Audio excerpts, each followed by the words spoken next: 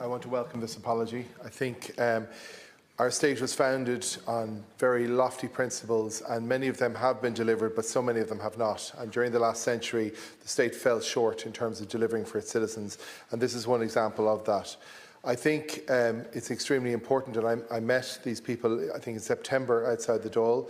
I want to acknowledge the courage that it took for them to take the steps they did, and I'm glad that it has resulted in a conclusion for them, or a closure of some sort for them, and an apology which I think is merited and appropriate, and I welcome the fact that it's come.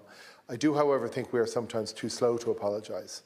As a state, I understand there are legal considerations and liabilities and all the rest, but at the end of the day, we know that there are instances in our past which constitute a stain on the history of this state, for which we should be sorry, for which I think we are genuinely sorry, and yet bureaucratically we are slow to apologise for. We should not be. When we know something is wrong, we should be willing to stand up and say as much, whether that is as a government or as an individual citizen. We should be able to acknowledge the harms that were done by the state and by our society in the past, and we should be faster, we should be quicker and swifter in acknowledging that, because it's only in that way that we can start to heal the damage that was done by it.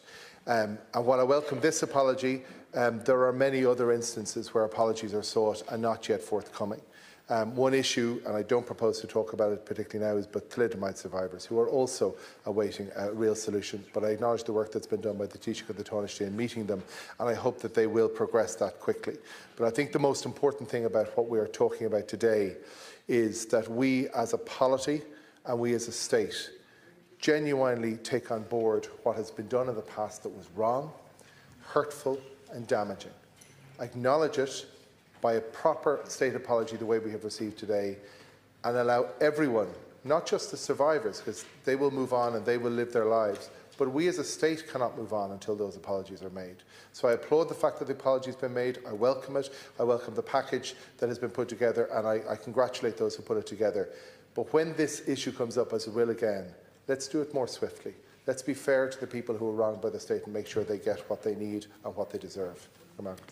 Deputy